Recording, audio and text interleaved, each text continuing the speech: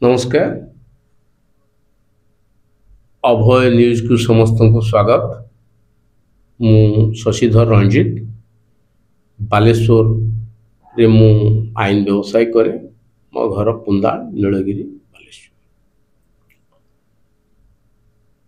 आज एक प्रश्न मो मन को आसुची। चलित विधानसभा रे नीलगिरी मान्यवर विधायक जातिर पिता महात्मा गांधी को शालीन व्यवहार प्रदर्शन करछंती तांकर वक्तव्य माध्यम ताकू हु हल्ला करी समस्त मान्यवर विरोधी दल सदस्य माने कांग्रेस एवं बिजु जनता दलर मान्यवर सदस्य माने विधानसभा परिसर मध्य गांधी प्रतिमूर्ति तले धारणा बसिले। सबुठारु दुख और परितापर विषय होची नीलगिरी रे पूर्वतन विधायक को नेतृत्व रे मान्यवर विधायक श्रीजुक्त संतोष खटुआ कुशपुतलिका दाह कराला। तत्सहित बालेश्वर स्टेशन छक ठारे पूर्वतन विधायक को नेतृत्व रे मध्य समकार्य समापन करागला। आमे जने सुचिंतित नागरिक भावे प्रश्न आसे मान्यवर विधायक संतोष खटुआ कौन तांको डिबेट रे बा विधानसभा पवित्र गृह रे जातिर पिता महात्मा गांधी को कौन शब्द प्रयोग करथिले से शब्दर किछि मर्म बा प्रमाणयोग्य कथा को जनता जनार्दन को जणेले नाही। तत्सहित मान्यवर विधायक कर जो उक्ति थिला ताकू मध्य इलेक्ट्रॉनिक्स मीडिया किंबा प्रिंटिंग मीडिया को विरोधी दल नेता दलर सचेतक माने उल्लेख कले नाही। तेणु पवित्र गृह रे जो माने कहउचंती जे मान्यवर विधायक महात्मा गांधी को जातिर पिता को व्यवहार अशालीन व्यवहार बा वक्तव्य रखिचंती तांको कहया स्टाइल रे जो माने कुशपुतलिका दाह कले से माने कौन विधानसभा मध्य गृह मध्य उपस्थित थिले कि से उभय हेले पूर्वतन विधायक। तेणु ये प्रश्न आसे गोटे गणतांत्रिक देश रे सांविधानिक विधि व्यवस्था रे जो माने नेतृत्व नौछंती दिग्दर्शन दौछंती से माने एभली भूल तथ्य बा भूल काम करंतु नाही। द्वितीय कथा होची मु व्यक्तिगत भावे मत दउची जो माने कहउचंती मु महात्मा गांधी राम राज्य महात्मा गांधी स्वराज्य और महात्मा गांधी पंचायत राज व्यवस्था ये सब को बहुत सम्मान दिए। कारण मु कहे महात्मा गांधी थिले जातिर पिता थिले जीशु ख्रीष्टंकर द्वितीय अवतार। किंतु ये प्रश्न आसे आम माने जन्म हो नथिलु।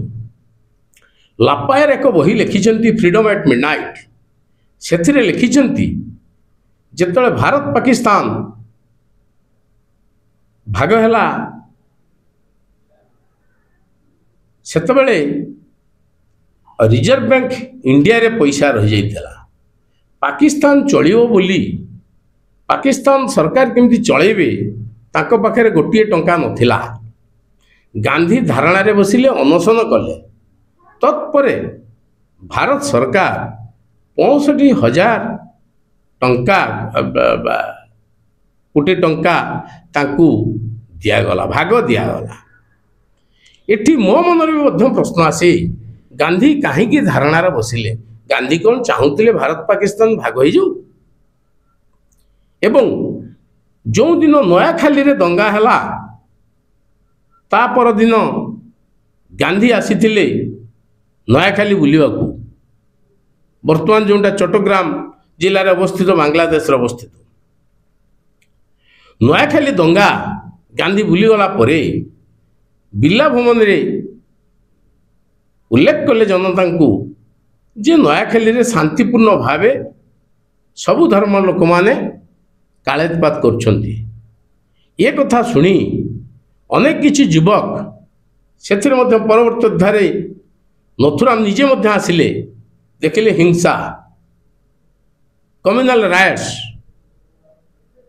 तेणु सर्वोपरि मु अनुरोध करी जो पूर्वतन विधायक बा जो नेतृत्व नौछंती दिग्दर्शन दौरान गणतांत्रिक प्रक्रिया रे देश को जाति को समाज को से माने एसब बही अध्ययन करने उचित।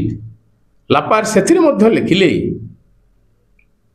जे गांधी को अनुरोध कराइला ऑल इंडिया कांग्रेस तरफ सुखदेव राजगुरु एवं भगत सिंह जीवन दीक्षा पाई नचेत सी यूरिन चुक्ति रे बसिबे नाही।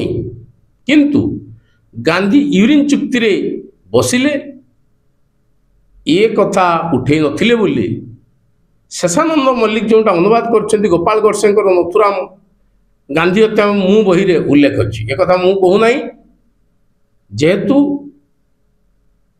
मु स्टूडियो रे कहूची काली पुणी आपण माने कहिबे जे मु कहिछि नाही। मु बारंबार कहूची जहाँ बही रे उल्लेख अछि से बही को मध्य भारत सरकार उड़ीसा सरकार समस्त स्वीकृति दैछन्ती छपेइछन्ती बिक्री होछि पाठक माने पढ़ुछन्ती। तेणुकर गांधी प्रति कौन पार्टिकुलर वर्ड व्यवहार कले जातिर पिता असमान हेले सेटा अनुरोध करुछि। ये विधायक बंधु पूर्वतन विधायक बंधु माने पूर्वतन मानव विधायक माने समाज आगे थुंतु मीडिया को आसतु। कुशपुतलिका दाह एक हीनमान्यता या फल एक गणतांत्रिक प्रक्रियाटा क्षुण्ण हुए बिना प्रमाण रे बिना आदर्श रे जड़े निर्वाचित प्रतिनिधि को कुशपुतलिका दाह करवा समाज प्रति बा तांकु समर्थन करुवा अगणित जनता प्रति अपमान बोली मु कहूची। सर्वोपरि विरोधी दल नेता थिले कांग्रेस एवं बिजु जनता दलर दलीय हुइप जारी करिकी कथा मध्य बाहर करा जाई पारथांता। कौनसी भित्तिहीन अवास्तव कपलकल्पित मन गढ़ा कथा को आनी प्रेस रे थुईबा कुशपुतलिका दाह करिबा पुणी केतले रास्ता रोक करिबा एटा यथार्थ बोली मु मने करू नाही। आपण मानकु मु अवगत करई देवा को चाहे 42 रु 47 मसीहा मध्य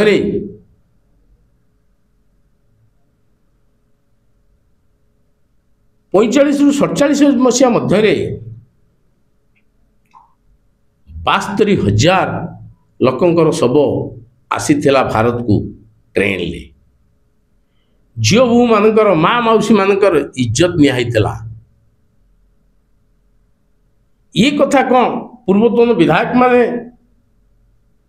मु तो आशा करुच्ची 2 जन सारा उच्च शिक्षित ये कौन पढ़ी नाहंती ना से बही जानी नाहंती। हुए तो प्रश्न आसे इतिहास मनोज दास गोटे भाषण मुझी विवेकानंद पुरी आसी नथिले से टॉपिक रे मनोज दास कहिथिले सबु इतिहास लिखा जाए सरकारंकर निर्देश मुताबिक। से परी इतिहासटा हुए तो जो ऐतिहासिक माने लिखिछंती प्रकृत सत्यासत्य को पाठक मानक आगरे थुई नाहंती जे जोटा कि पाठ्यक्रम रे रही अछि। तेणु पूर्वतन विधायक विरोधी दल नेता बहुत ज्ञानी लेखक फ्रीडम एट ମିଡନାଇଟ୍ ବହିରେ ଉଲ୍ଲେଖ ଅଛି, ଫଟୋଚିତ୍ର ଅଛି ଏବଂ ଯେଉଁ ଆତତାୟୀ ମାନେ ଗାନ୍ଧୀଙ୍କୁ ଗୁଳି ମାରିଥିଲେ ତାର ଫଟୋଚିତ୍ର ଏବଂ କାରଣ ମଧ୍ୟ ଅଛି। ଆମେ ସମସ୍ତେ ଭାରତୀୟ ଗାନ୍ଧୀକୁ ସମ୍ମାନ ଦେବା। ଗାନ୍ଧୀ ନ୍ୟାସନାଲ ଫାଦର, ଏକଥା ସତ୍ୟ। ଅହିଂସାର ମୂର୍ତ୍ତିମନ୍ତ ପ୍ରତୀକ, ବୁଦ୍ଧଦେବଙ୍କର ଦ୍ୱିତୀୟ ଅବତାର। କିଛି ଫରେନ୍ ଅଥର କହୁଛନ୍ତି ସେ ଯୀଶୁଖ୍ରୀଷ୍ଟଙ୍କର ଅବତାର, ଏକଥା ତିଳେ ମାତ୍ର ଦ୍ୱିଧା ନାହିଁ। ଆଜି ଆପଣମାନେ ଯେଉଁ ଦେଖୁଛନ୍ତି ପଞ୍ଚାୟତ ରାଜ ବ୍ୟବସ୍ଥା, ସେଟା ଗାନ୍ଧୀଙ୍କର ସ୍ୱପ୍ନ ଥିଲା। ସ୍ୱରାଜ୍ୟ ରାମରାଜ୍ୟ, ଏଟା ଗାନ୍ଧୀଙ୍କର ସ୍ୱପ୍ନ ଥିଲା। ତେଣୁକରି ଗାନ୍ଧୀଙ୍କୁ ସନ୍ତୋଷ ଖଟୁଆ ମାନ୍ୟବର ବିଧାୟକ ନୀଳଗିରି ଅଶାଳୀନ ବ୍ୟବହାର କରିଛନ୍ତି, ମନ୍ତବ୍ୟ ଦେଇଛନ୍ତି, ଏ କଥା ଏକ ମନଗଢ଼ା କଥା। ତାଙ୍କର ହାଉସ୍ରେ, ଆସେମ୍ବଲି ପରିସର ମଧ୍ୟରେ, ଗୃହ ମଧ୍ୟରେ, ପବିତ୍ର ଗୃହ ମଧ୍ୟରେ ତାଙ୍କର ଡିବେଟ୍, ତାଙ୍କର ପ୍ରଶ୍ନ ଉତ୍ତରର ଉତ୍ଥାପନର ଶୈଳୀ ବା ତାଙ୍କର ଯେଉଁ ଆଚାର ବ୍ୟବହାର କୁ ବିରୋଧୀ ଦଳ ସହ୍ୟ କରିପାରୁନାହାନ୍ତି। ମୁଖ୍ୟତଃ ନୀଳଗିରି ବାଲେଶ୍ୱରରେ ସହ୍ୟ କରିପାରୁନାହାନ୍ତି। ତାର ଏକମାତ୍ର କାରଣ 24 ମସିହା ନିର୍ବାଚନରେ ମାନ୍ୟବର ବିଧାୟକ ପାଖାପାଖି 20,000 ଭୋଟରେ ବିଜୟ ଲାଭ କରିଥିଲେ। ଏଇ ଯେଉଁ ଲୋକଙ୍କର ଭଲ ପାଇବା, ତାଙ୍କର ଆଚାର ବ୍ୟବହାର, ତାଙ୍କର କାମ କରିବାର ଶୈଳୀ, ନୀଳଗିରିକୁ ସାରା ଓଡ଼ିଶାରେ ପରିଚୟ କରାଇବା, ଏଟାକୁ ମୁଁ ଆଶା କରୁଛି ଇଏ ସହ୍ୟ କରିପାରୁନାହାନ୍ତି। ତେଣୁ ଏପରି ହୀନମନ୍ୟତାର ଆଶା ରଖି ରାଜନୀତି ନ କରିବା ପାଇଁ ମୁଁ ବ୍ୟକ୍ତିଗତ ଭାବେ ଅନୁରୋଧ କରୁଛି। କାଲି ଦେଖୁଥିଲି ମାନ୍ୟବର ବିଧାୟକ ଭୋଗରାଇ ମହାବିଦ୍ୟାଳୟର ନିର୍ବାଚନ ସଂକ୍ରାନ୍ତରେ ଡିବେଟ୍ ଦେଉଥିଲେ, ପ୍ରେସ୍କୁ ଦେଉଥିଲେ ଯେ ସରକାର ଆସିଲା ବେଳେ କହିଥିଲେ ନିର୍ବାଚନ କରି କଲେ ନାହିଁ କାହିଁକି, ସୌମ୍ୟାଶ୍ରୀରେ କ'ଣ ଦବିଗଲେ କି? ସେଥିରେ ସନ୍ତୋଷ ଖଟୁଆ ଭାରି ସୁନ୍ଦର କଥାଟିଏ କହିଲେ, 24ରେ ଆସିଲେ 25, ଯୋଡ଼ିଏ ବର୍ଷ। 14-13ରୁ ବନ୍ଦ ହେଲା, ସେତେବେଳେ ସରକାର କିଏ ଥିଲେ, ବନ୍ଦ କିଏ କଲା, କାହିଁକି କଲା, ଏ କଥାର ଉକ୍ତି ଯେତେବେଳେ ସନ୍ତୋଷ ଖଟୁଆ ମାନ୍ୟବର ବିଧାୟକ ନୀଳଗିରି ଉତ୍ଥାପନ କଲେ, ସିଏ ଖରାପ ହେଲେ। ବିରୋଧୀ ଦଳଙ୍କର ଭୂମିକା ଲିଭେଇବା ଭଲ, ଗଣତନ୍ତ୍ରକୁ ସୁଦୃଢ଼ କରାଯାଏ। ତାର ଅର୍ଥ ନୁହେଁ ଗଣତନ୍ତ୍ରକୁ ବିକଳାଙ୍ଗ କରି ବିରୋଧୀ ଦଳ ବିଭିନ୍ନ କାର୍ଯ୍ୟକ୍ରମ ହାତକୁ ନେଇ ମିଥ୍ୟାରେ ଜନତା ଜନାର୍ଦ୍ଦନକୁ ଭୁଲେଇବ। ଏତିକି କହୁଛି। ଆଜି ମୋତେ ଅଭୟ ନ୍ୟୁଜ୍ ତରଫରୁ ଡାକିଥିବାରୁ ମୁଁ ସମସ୍ତ କର୍ମକର୍ତ୍ତା ତଥା ତାଙ୍କର ଏଡିଟରକୁ ଧନ୍ୟବାଦ ଦେଉଛି। ନମସ୍କାର।